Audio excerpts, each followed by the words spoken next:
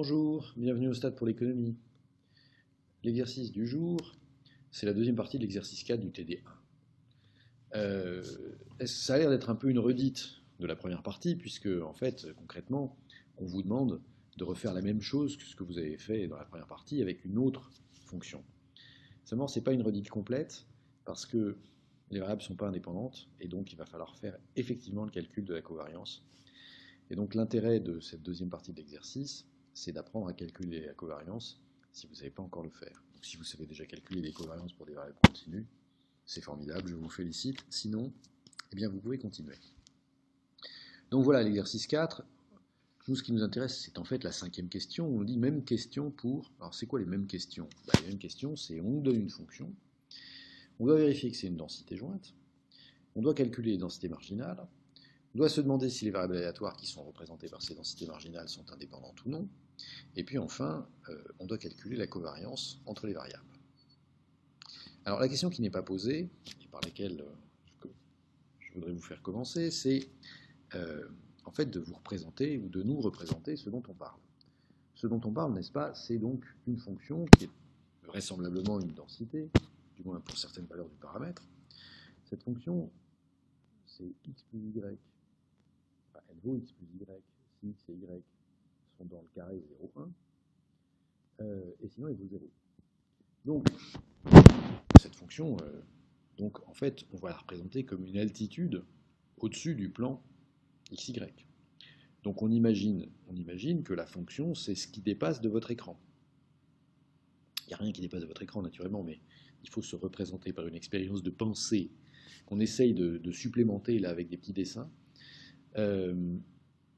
Alors, ce qui est sûr, c'est que si x et y sont inférieurs à 0 ou supérieurs à 1, on reste dans le plan, la densité est nulle, ce qui signifie concrètement qu'on n'a pas d'observation de x ni de y en dessous de 0 ou au-dessus de 1. Toutes les observations de x et de y qu'on va faire, elles sont comprises entre 0 et 1. Mais ce qu'on voit, c'est que la probabilité de ces observations n'est pas la même, puisque la densité de probabilité n'est pas la même selon les valeurs de x et de y. Et en particulier, puisque la densité, elle est proportionnelle à x plus y, eh bien en fait, plus x et y augmentent, plus la probabilité de voir apparaître des observations pour ces valeurs de x et de y est grande. On va déplacer un peu la figure, et puis on va voir à quoi elle ressemble. D'accord, donc là, on l'a tourné un peu, et ce qu'on voit, mais c'est un peu trivial, c'est que puisque la densité augmente avec x et avec y, mais elle est maximale quand x et y sont les plus grands possibles, mais à l'intérieur du segment 0,1, d'accord, enfin de 0,1 pour x et 0,1 pour y, donc à l'intérieur du carré 0,1. Puisque dès lors que x égale y égale 1, eh bien la densité vaut à nouveau 0. Et donc c'est impossible d'observer x égale 1 et y égale 1. Mais en revanche, c'est possible d'observer x et y arbitrairement proches de 1. Et d'ailleurs, en fait, plus x et y sont proches de 1, plus la densité est élevée. Donc concrètement, la fonction de densité jointe, elle nous aide à nous représenter des variables qui sont à valeur dans l'ensemble 0,1. Et il est d'autant plus probable qu'on ait des observations qu'on est proche de 1, puisque la densité, c'est là que la densité est la plus élevée, n'est-ce pas? Bien. Bon, donc c'est ça qu'on doit se représenter. Maintenant, on veut s'assurer que ce machin-là est une densité. Enfin, que la fonction à deux variables est une densité. Il faut connaître les propriétés des densités. On se souvient en dimension 1, une fonction est une densité si elle est non négative. Ça va de soi parce que, comme la probabilité, ça va être l'intégrale de la fonction, si vous intégrez une fonction négative, ça vous donne des probabilités négatives, et les probabilités négatives, ça n'existe pas. Voilà. Bon, et ensuite, il faut que l'intégrale de la fonction sur tout R, ce soit égal à 1. Pourquoi? Parce que la probabilité la plus élevée, la certitude, c'est 1. Et donc, il y a une chose dont on est sûr, quand on considère une variable aléatoire réelle, c'est qu'elle est à valeur dans R. Donc, l'intégrale de la densité sur tout R, c'est la probabilité que ce qu'on observe, c'est dans R. Et donc, quand on parle d'une variable réelle, on se dit qu'on est certain que c'est une variable réelle. C'est trivial, mais pas complètement. En fait, quand on ait une ou deux variables, ça ne change pas grand-chose. On veut toujours que la densité jointe elle soit non négative, puisqu'il est toujours évident qu'on veut avoir des probabilités positives, et on veut toujours avoir cette certitude que ce dont on parle, c'est-à-dire le couple aléatoire, soit une variable, un couple réel, et donc qu'on ait des valeurs dans R. C'est une certitude, donc ça signifie qu'on a une proba de 1 quand on intègre la densité sur R pour X et R pour Y. Donc quand l'intégrale double, souvenez-vous, c'est facile à calculer en fait. Mais enfin, on va commencer par la non-négativité. Hein, donc, on rappelle l'expression de la fonction, et puis on se dit qu'on prend un couple de manière aléatoire, enfin on prend n'importe quel couple dans R, ou plus précisément, on considère tous les couples possibles dans R. Bon, si X et Y sont dans le segment 0,1 tous les deux, donc si le couple XY est dans le carré 0, qu'est-ce qui se passe? Il se passe que la fonction vaut Cx plus Y. À quelles conditions est-ce que Cx plus Y c'est positif? X est positif, Y est positif, donc X plus Y c'est positif. Donc à quelles conditions est-ce qu'un nombre positif multiplié par C c'est positif? Il suffit que C il soit positif ou nul. Bon, en fait, ce serait bien qu'il ne soit pas nul, parce que s'il est nul, la fonction va être nulle aussi, donc ça ne va pas nous arranger beaucoup. Enfin, en tout cas, la condition de non-négativité est remplie si C est positif ou nul. Maintenant, si on n'a pas X et Y dans le carré 0,1, c'est-à-dire X peut y être mais pas Y peut y être mais pas X, qu'est-ce qui se passe? Il se passe que la fonction vaut 0. 0 c'est supérieur ou égal à 0, puisque c'est égal. Et donc en fait, la bonne nouvelle, c'est qu'à partir du moment où C est positif ou nul, eh bien la fonction là, fxy, elle est non négative. Donc c'est une bonne candidate pour une densité. Il faut juste vérifier que son intégrale sur R2 vaut 1. Bon, là ça se complique un tout petit peu, puisque en fait, il faut qu'on intègre une fonction, on fasse une intégrale double d'une fonction de variable. N'ayez pas peur, n'ayez pas peur. Non, n'ayez pas peur, parce qu'en fait, d'abord, ce qu'on constate, c'est que cette fonction, eh bien, elle est définie par morceaux. Et en particulier, elle n'est pas nulle uniquement dans l'intervalle 0,1.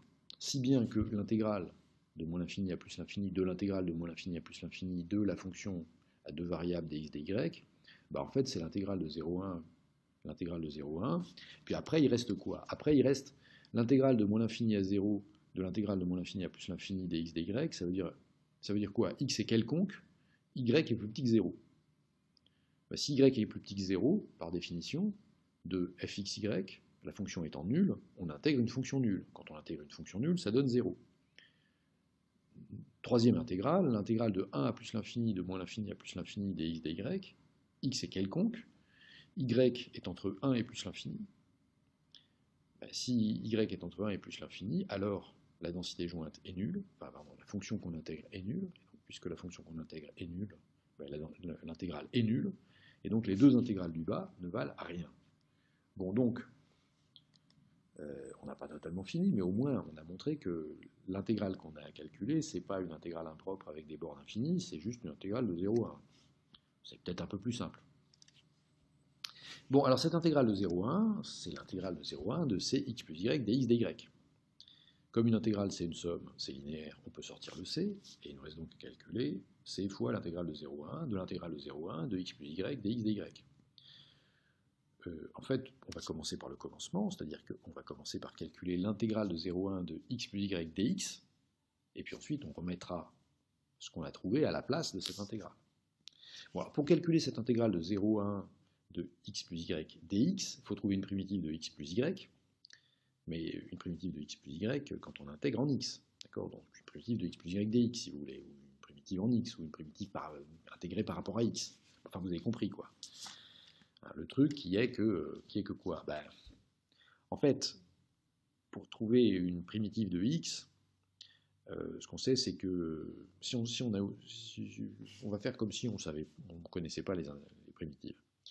Bon, donc on va se dire, quand je dérive x2, j'obtiens 2x, et quand je dérive x, j'obtiens 1. Donc en fait, je ne veux pas avoir 2x, je veux avoir seulement x, donc je divise x2 par 2, et donc de fait, 1 demi de x2, oui, pardon, quand je dérive, ça fait x. Donc de fait, ce qui est à gauche est une primitive de ce qui est à droite, donc 1 demi de x2 est une primitive de x. Et de la même manière, yx est une primitive de y, et donc j'ai avec 1 demi de x2 plus yx une primitive de x plus y. Voilà. Du coup, je peux remplacer l'intégrale de 0,1 de x plus y dx par le crochet qui a les mêmes bornes 0,1, et dans lequel je mets la primitive que je viens de calculer de la fonction x plus y que je cherche à intégrer. Ce crochet 1 demi de x2 plus yx entre 0 et 1, il vaut quoi? Il vaut la différence entre les valeurs aux bornes de la fonction 1 demi de x2 plus yx. Donc il vaut 1 demi de x2 plus yx pour x égale 1, moins 1 demi de x2y plus yx pour x égale 0. Alors pour x égale 1, 1 demi de x2, ça nous fait 1 demi de 1 au carré, plus y fois 1, donc ça nous fait 1 demi fois 1, donc 1 demi, plus y, moins un truc où il y a des zéros, donc moins 0. Donc notre intégrale, elle vaut 1 demi plus y. 1 demi plus y. 1 demi plus y. Ben c'est bien ça, parce qu'un demi plus y, ça veut dire qu'en fait, notre grosse intégrale, bah, elle vaut le c, puisqu'on a sorti la constante, l'intégrale de 0 à 1, non pas de l'intégrale de 0 à 1 de f de xy dx, puisque ça, on vient de montrer que ça valait 1 demi plus y. Donc on dit que notre intégrale double, en fait c'est c fois l'intégrale de 0 à 1 de 1 demi plus y dy.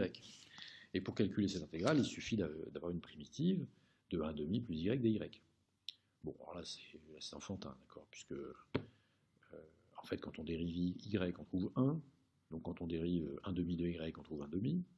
Quand on dérive y2, on trouve 2y, donc quand on dérive 1 demi de y2, on trouve y, de sorte que 1 demi de y plus 1 demi de y2 soit une primitive de 1 demi plus y.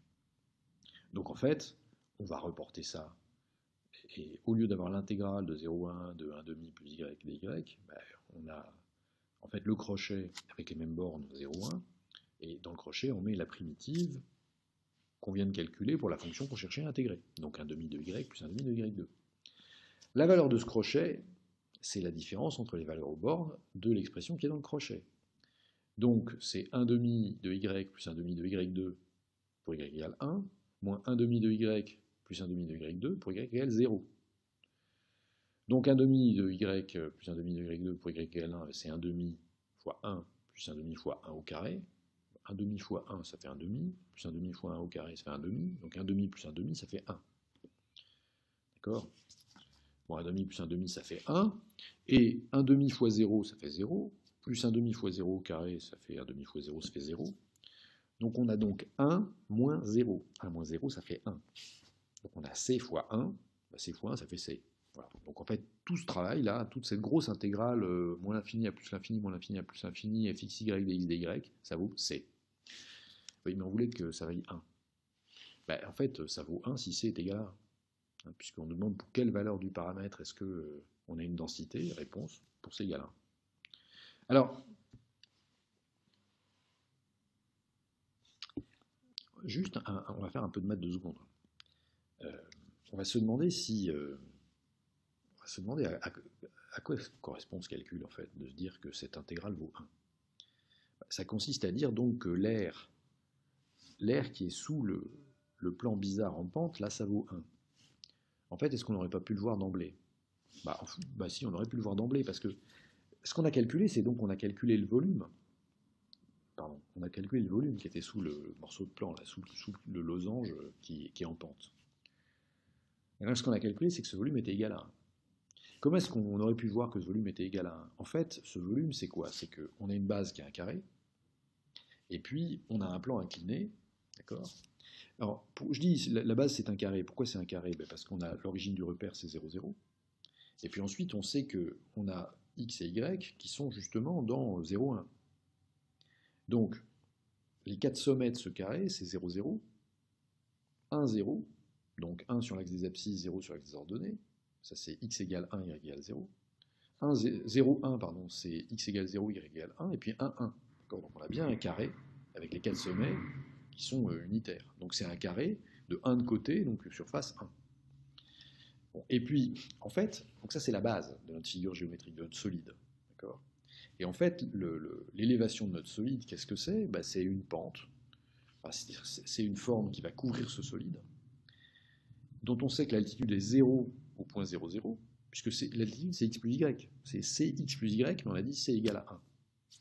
Donc quand x égale 0, y égale 0, c'est 0. Quand x égale 1 et y égale 0, c'est 1. Quand y égale 1 et x égale 0, c'est 1 encore. Et donc ce que vous voyez, c'est qu'en fait, notre pente là, elle a une élévation 0 au point 0, 0, elle a une élévation 1 sur la diagonale du carré qui unit le sommet 1, 0 ou sommet 0, 1. Et puis ensuite, ça continue à monter jusqu'au point dont on a dit que c'était le point le plus élevé, qui est le point 1, 1. Enfin, c'est pas le point 1, 1, puisque le point 1, il est exclu, mais c'est le point arbitrairement proche de ça, où l'altitude, elle vaut presque 2. Bon, et ben en fait, on a donc un solide dont la surface, c'est 1, et dont l'altitude, elle est comprise entre 0 et 2, et elle monte de manière monotone entre 0 et 2. C'est marrant parce que quand vous pensez qu'il y a un axe, là, 0, 1, 1, 0, vous pourriez faire basculer le truc. Ouais. Si vous pouvez le faire basculer et que ça a toujours la même forme, symétriquement, bah c'est qu'en fait, l'altitude moyenne, c'est 1. Et donc vous avez un truc de surface 1 et d'altitude moyenne 1, donc de volume 1. Donc on a, grâce à cette intégrale, on a mesuré l'air d'un volume, enfin pardon, on a mesuré le volume d'un solide, un solide bizarroïde, d'accord, mais dont il est à peu près évident quand on y réfléchit que son volume c'est 1. Bon, et donc on a fait un magnifique calcul de géométrie dans l'espace. C'est quand même extraordinaire les stats, hein, parce que on fait des trucs, on se serait jamais dit qu'on faisait des choses pareilles. Pourtant on les fait. Bon bref, donc en tout cas, ce qu'on a démontré, c'était que quand c était égal à 1, notre fonction était non négative, hein, puisque quand c égale 1, si x et y sont entre 0 et 1, on a un résultat f de xy, c'est strictement positif, et sinon ça vaut 0. Et puis, cette intégrale de cette fonction qu'on vient de calculer, donc ce volume, on a vu qu'il était égal à 1. Et on sait d'ailleurs pourquoi, puisqu'on sait que c'est un carré, c'est un solide qui correspond à une base carrée d'R1 et une altitude moyenne de 1. Donc si c est égal à 1, cette fonction, c'est bien une densité jointe pour le couple aléatoire xy. Chic alors. Nous avons donc maintenant le droit de calculer les densités marginales. Puisqu'on a une densité jointe, ben on sait l'intégrer. Et si on veut par exemple calculer les densités marginales, alors surprise, de x ou de y? Réponse, on va commencer par y. Pourquoi est-ce qu'on va commencer par y? Ben, en fait, pour une raison idiote que vous allez voir, mais c'est qu'on a déjà calculé une primitive qui va bien. Donc autant aller là où c'est le plus simple. Donc, calculer la densité marginale de y. Vous vous souvenez probablement qu'en fait, pour calculer la densité marginale de y, il faut intégrer la densité jointe sur x. Si vous avez oublié pourquoi, eh bien, vous avez une population, vous avez plein de gens. Quand vous vous demandez combien il y a de brins là-dedans, eh bien, vous prenez les brins aux yeux bleus, les brins aux yeux verts, les brins aux yeux marrons, les brins aux yeux noirs, les brins aux yeux pairs, les brins aux yeux rouges et les brins qui n'ont pas de yeux. Donc en fait, quand vous voulez connaître la probabilité d'un caractère, vous sommez sur l'autre caractère. Mais de la même manière, d'ailleurs, si vous voulez connaître la probabilité ou la proportion des gens qui ont des yeux bleus, il faut compter ceux qui ont des yeux bleus, qu'ils aient les cheveux roux, blonds, bruns, noirs, châtains, ou pas de cheveux du tout, ou blancs aussi d'ailleurs, ou poivre et sel, ou enfin peu importe. D'accord? Mais enfin, en tout cas, quand vous voulez tous ceux qui ont des yeux bleus, il faut prendre toutes les couleurs de cheveux. Donc c'est bien que quand vous voulez l'ensemble d'un caractère, il faut sommer sur l'autre caractère. Voilà, bon, si vous voulez le détail, on a fait ça dans la première partie. Ouais, bon, donc ce qu'on sait, c'est que, en fait, si y n'est pas dans l'intervalle 0,1, la densité jointe va être nulle. Donc quand on va intégrer une fonction nulle, on va trouver un truc nul. Donc si y n'est pas dans 0,1, la densité marginale de y, elle vaut 0. Si y est dans 0,1 maintenant, il n'y a pas à tortiller, il faut intégrer. Il faut intégrer quoi? Il faut intégrer donc de moins l'infini à plus l'infini la densité jointe en x. Et là, ce qu'on sait, c'est que quand x est compris entre moins l'infini et 0, la densité jointe vaut 0. Quand x est compris entre 1 et plus l'infini, la densité jointe vaut 0. Et donc il reste l'intervalle 0,1. Donc en fait, ce qui nous reste, c'est intégrer dans l'intervalle 0,1 la densité jointe qui vaut cx plus y, mais comme c vaut 1, qui vaut x plus y. Donc, quoi? Donc on a besoin d'une primitive de x plus y dx. Ça tombe bien, on vient de la calculer pour faire la grosse intégrale. Et cette primitive, on l'a calculée comme étant un demi de x2 plus yx. Bien. C'est pas compliqué. Si on a une primitive, on sait donc que l'intégrale de 0,1 de x plus y dx, c'est le crochet 0,1 avec la primitive qu'on vient de calculer de la fonction qu'on cherchait à intégrer, donc 1 demi de x2 plus yx. La valeur du crochet, c'est la valeur aux bornes de l'expression 1 demi de x2 plus yx, donc c'est 1 demi de x2 plus yx pour x égale 1, moins 1 demi de x2 plus yx pour x égale 0. Bon, pour x égale 0, ça vaut 0, et pour x égale 1, ça vaut 1 demi fois 1, plus y fois 1, donc 1 demi plus y. Donc, si y est compris entre 0 et 1, eh bien, la densité marginale de y vaut 1 demi plus y, et si y est n'importe où ailleurs, la densité marginale de y vaut 0. Voilà. Bon, donc on a calculé une première densité marginale. On va calculer la densité marginale de x beaucoup plus vite. Parce qu'en fait, il suffit de regarder 2 secondes pour se rendre compte que x et y jouent des rôles parfaitement symétriques. Comme x et y jouent des rôles parfaitement symétriques, on ne va pas s'ennuyer à faire les calculs. C'est-à-dire que, comme la fonction de densité, c'est x plus y, la densité jointe. Donc que vous fassiez les calculs pour x ou pour y, de toute façon, c'est pareil. Donc, de même qu'on a dit que la densité marginale de y, c'était 1 plus y, si y était dans 0, 1, et 0 sinon, bah, la densité marginale de x, c'est 1 demi, pardon, pas 1 plus y, 1 demi plus y. La densité marginale de x, c'est 1 demi plus x, si x est dans 0, 1, et 0 sinon. Après, si vous voulez refaire les calculs, vous êtes libre, bien sûr, mais en pratique, si vous êtes en temps limité, c'est quand même pratique de ne pas refaire les calculs. Voilà, bon, alors maintenant, en fait, il n'y a pas besoin d'avoir calculé les densités marginales pour savoir si les variables sont indépendantes. Puisque je vous rappelle, ce qu'on exige, c'est pas que la densité jointe s'exprime comme le produit des densités marginales. Ce qu'on exige, c'est juste que la densité jointe puisse apparaître comme étant le produit d'une fonction d'une des variables par une fonction de l'autre. Et pas une espèce de mélange de plein de trucs. Bon. Et puis il faut aussi que le support soit rectangulaire. Bon, alors le support rectangulaire, là, c'est quand même c'est une paille. On s'est amusé à calculer en se disant ouais, parce que c'est un solide, on va calculer le volume, et la base est un carré. Bon, un carré est un rectangle, donc le support rectangulaire sans doute possible. Un carré est un rectangle, tous les rectangles ne sont pas des carrés, mais un carré est un rectangle. Donc on a un support rectangulaire. Bien. Maintenant, alors la question, c'est est-ce qu'il y a deux fonctions, une fonction de x et une fonction de y, telles que la densité jointe s'exprime comme le produit de cette fonction de x par la fonction de y. Et la réponse c'est non. Bah, c'est non, parce qu'on a une somme x plus y. Donc une somme x plus y, c'est pas un produit xy. C'est-à-dire que si vous multipliez x par y, vous allez avoir des xy. Et là, on ne veut pas des xy, on veut des x plus des y. On ne veut pas des xy plus des x de y2 plus des... Non, on veut juste des x plus des y. Eh bien, on ne peut pas faire. On ne peut pas faire, et donc les variables ne sont pas indépendantes. Et qu'est-ce que ça veut dire concrètement? Mais en fait, ça veut dire quelque chose concrètement. Hein. Quand on y repense là, à la forme de notre machin, vous savez, la forme de notre densité jointe. En fait, ce qu'on voit uniquement sur la densité jointe, on ne les voit pas sur les densités marginales. Ce qu'on voit sur la densité jointe, c'est que la densité augmente quand x augmente. Donc, puisque la densité augmente quand x augmente, ça veut dire que, par exemple, la probabilité d'avoir des y plus grands augmente quand x augmente. Ça, c'est qu'il n'y a pas d'indépendance statistique. C'est un peu la même idée que quand votre voisin est malade, il y a plus de chances que vous soyez malade. En fait, c'est bien parce qu'il n'y a pas d'indépendance statistique dans les problèmes de maladie, qu'est-ce qu'on appelle les épidémies. C'est-à-dire que si votre voisin est malade, il risque de vous refiler la maladie. Alors que si le mec à 1000 km est malade, ça n'a pas d'effet sur vous. Et donc, le fait que votre voisin soit malade, c'est pas totalement indépendant du fait que vous soyez malade. La preuve, d'ailleurs, c'est que c'est vous qui pouvez repasser la maladie au voisin, ou le contraire. Donc, respecter la distance. Non, mais blague à part, c'est pas seulement une histoire de respecter les distances, c'est que vous voyez que dans notre cas, si on n'a pas indépendance statistique, c'est qu'on a dépendance statistique, et l'expression de la dépendance statistique, c'est que la probabilité que y soit grand, eh ben, elle n'est pas indépendante de la valeur de x. Si x est plus grand, alors ça a un effet sur y qui va être plus probable que y soit plus grand. Donc là, c'est qu'il n'y a pas indépendance, parce qu'en fait, d'une certaine manière, y dépend de x, et d'ailleurs x dépend aussi de y. Ben, si ça dépend l'un de l'autre, on ne peut pas dire que ce soit indépendant. Voilà. Bon, ça se voit, mais c'est important de savoir que ça se voit. Parce que c'est important de savoir qu'il y a une relation entre x et y. Voilà, bon. Alors, c'est d'autant plus important qu'en fait, dans la question suivante, on nous demande de calculer la covariance.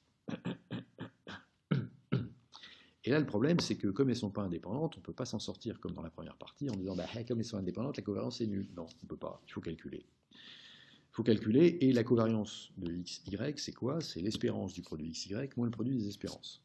Bon, alors l'espérance de x, c'est l'intégrale sur tout R de x fois sa densité, la densité marginale en l'espèce. Par analogie, l'espérance de y, c'est l'intégrale de y fois la densité de y. Et puis, l'espérance du produit, c'est l'intégrale de l'intégrale du produit multiplié par la densité jointe. Bien. Pour ceux qui n'y auraient jamais pensé, n'auraient jamais entendu parler de ces trucs-là, en fait, il y a une analogie évidente entre le cas discret et le cas continu. Dans le cas discret, vous écrivez que l'espérance, c'est la somme de la valeur de la variable fois la probabilité. Par exemple, l'espérance du résultat du jet d'un dé, je suppose que je parle d'un cube parfait numéroté de 1 à 6, d'accord? On ne joue pas à Donjon Dragon ici, monsieur, ni madame. Donc j'ai un cube parfait avec 6 faces équiprobables, donc concrètement mon espérance c'est que j'ai une chance sur 6 d'avoir la phase 1, une chance sur 6 d'avoir la phase 2, une chance sur 6 d'avoir la phase 3, une chance sur 6 d'avoir la phase 4, et ainsi de suite. Donc j'ai une chance sur 6 d'avoir 1, plus 2, plus 3, plus 4, plus 5, plus 6. Donc ça fait 21 sixièmes, et 21 sixièmes c'est 3,5. Donc en moyenne, quand je lance un dé parfait, j'obtiens 3,5. Bien. En fait, c'est la même formule en continu. En continu, c'est la même formule, sauf que, au lieu d'écrire un grand sigma grec, vous écrivez un S, parce que pour ceux qui ne sauraient pas, en fait, le signe d'intégration, c'est pas un truc bizarre, c'est un S. C'est un S typographique classique du XVIIIe siècle. Il faut lire les ouvrages du XVIIIe siècle, et vous verrez que dès qu'il y a deux S, c'est des grands S comme ça. Voilà. Et donc, l'intégrale, c'est la somme intégrale, sauf que c'est la somme intégrale en continu. Voilà. Et donc, de la même manière que quand on fait une somme discrète, on somme sur des nombres discrets la valeur de la variable fois sa probabilité, ben là on somme la valeur de la variable fois la densité. Alors, vous pouvez être tenté de me dire que quand j'ai écrit l'espérance pour le dé à 6 faces, j'ai pas fait la somme de 1 à plus l'infini. Ben on peut, hein, parce qu'avec un dé à 6 faces, la probabilité de faire 7, 8, 9, 10, 1 741 843 247, c'est 0. Donc ça coûte rien de sommer jusqu'à plus l'infini. Voilà. C'était juste pour vous dire qu'en fait, l'espérance en continu, c'est juste la généralisation de l'espérance en discret. Je ferme la parenthèse et on retourne à notre calcul. Bon, l'espérance de x, c'est donc l'intégrale de moins l'infini à plus l'infini de x fois la densité. On sait déjà que la densité, elle va être nulle en dehors de l'intervalle 0,1. Donc, entre moins l'infini et 0, x fois la densité, c'est x fois 0, donc on intègre 0, donc on aura 0. Entre 1 et plus l'infini, on va encore intégrer 0, puisque la densité est encore nulle. Donc en fait, notre intégrale de moins l'infini à plus l'infini, il nous reste l'intégrale de 0 à 1 de x fois la valeur de la densité qui est 1 demi plus x. Bien. Donc l'espérance, c'est l'intégrale de 0 à 1 de 1 demi de x plus x2, c'est-à-dire x fois 1 demi plus x. Bon, donc pour faire calculer cette intégrale, on a juste besoin d'une primitive de 1 demi de x plus x2.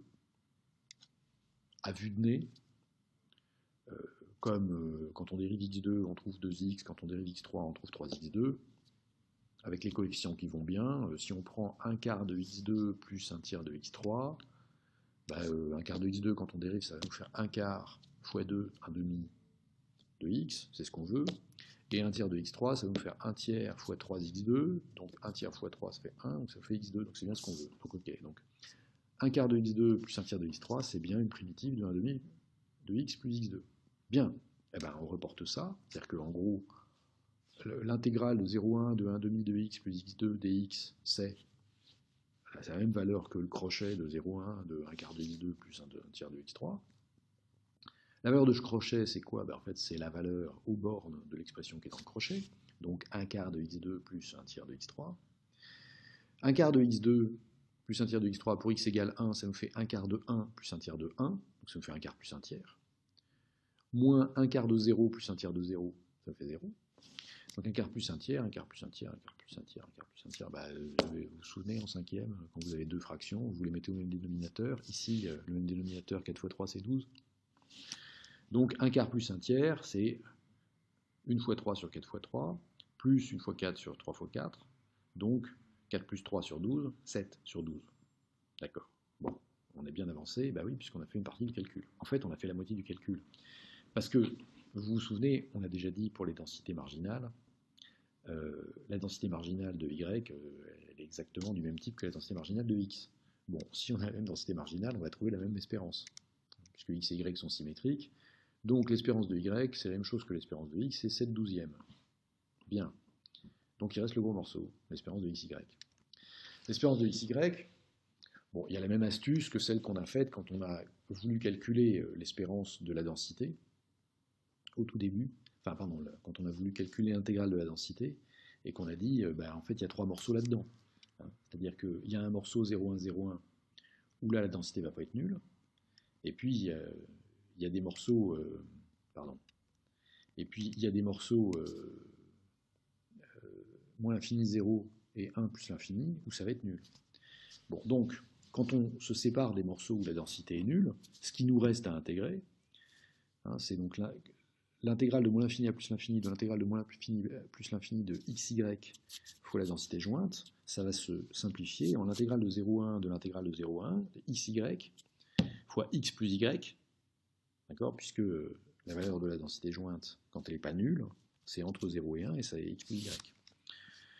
Bon, et donc on a une intégrale double, mais comme toujours pour les intégrales doubles, on commence par calculer, l'intégrale de 0,1 de xy x plus y dx, et puis une fois qu'on aura trouvé, on reportera dans l'intégrale double.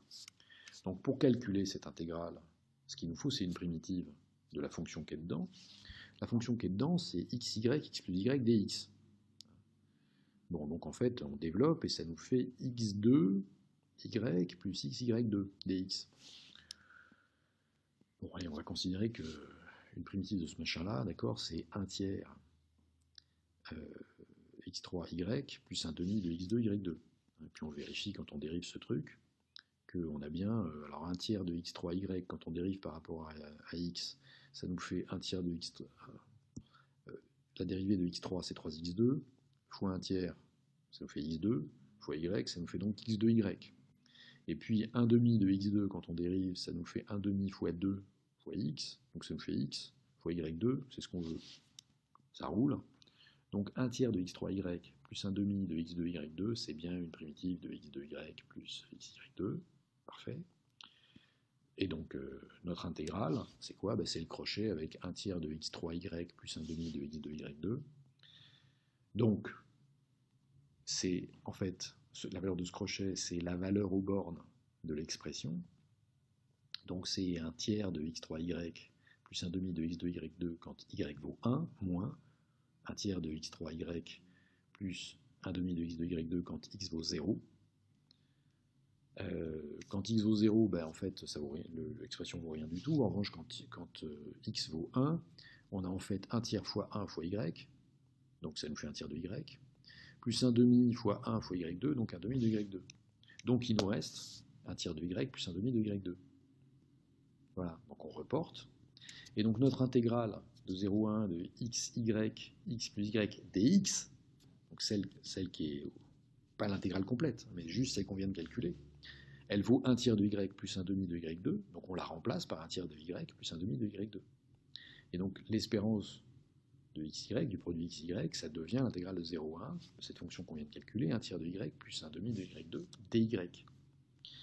Pour la calculer, on a juste besoin d'une primitive de 1 tiers de y plus 1 demi de y2 dy. Bon, ok, on a compris, hein, la primitive c'est un sixième qu'on va prendre, c'est 1 sixième de y2 plus 1 sixième de y3, puisque quand on dérive ce machin-là, 1 sixième de y2, ça nous fait 1 sixième fois 2y, donc 1 tiers de y. Donc c'est bien ce qu'on cherche. Et 1 sixième de y3, quand on dérive, ça nous fait 1 sixième de y3, pardon, ça nous fait 1 sixième fois la dérivée de y3 qui est 3y2, donc ça nous fait 1 demi de y2, donc c'est aussi ce qu'on veut. Bien, donc l'intégrale de 0 à 1 de 1 tiers de y plus 1 demi de y2, ça vaut dy, ça vaut le crochet entre 0 et 1, 1 sixième de y2 plus 1 sixième de y3. Voilà. Bon, et là, la valeur aux bornes, pour la borne 0, on va avoir des zéros, donc on laisse tomber, on a compris l'astuce. Pour la borne 1, on a 1 sixième de 1 au carré, c'est-à-dire 1 sixième, plus 1 sixième de 1 au cube, c'est-à-dire 1 sixième. Donc 1 sixième plus 1 sixième, ça fait 2 sixièmes. En français, ça fait 1 tiers. Et donc l'espérance du produit, c'est 1 tiers. Tout se bastringue pour 1 tiers. Ah oui, mais n'empêche que maintenant qu'on a l'espérance du produit et chacune des espérances, on peut calculer l'espérance du produit moins le produit des espérances. Ça nous fait 1 tiers moins 7 douzièmes au carré. Alors 7 douzièmes au carré, c'est 7 au carré 49, 12 au carré 144. C'est très utile quand on commande des bouteilles de champagne ou des huîtres, hein, ou les deux d'ailleurs, ça va pas mal ensemble. Oui, c'est utile la table des 12. La table des 7, je vois pas bien, mais table des 12. Bon, 1 tiers moins 49 sur 144, comment ça se simplifie? Ben, ça va se simplifier, puisque 12, par définition, c'est un multiple de 4, et de 3 surtout, pardon. Et, euh, et en fait, de 3 pour aller à 144, ben, comme 144, on a dit que c'était 12 fois 12, c'est en fait 3 fois 4, fois 3 fois 4, ou si vous préférez, 3 fois 4 fois 12, donc 3 fois 48. Donc 1 tiers, c'est 48 fois 1 sur 48 fois 3. Et donc on a en fait 48 moins 49 sur 144.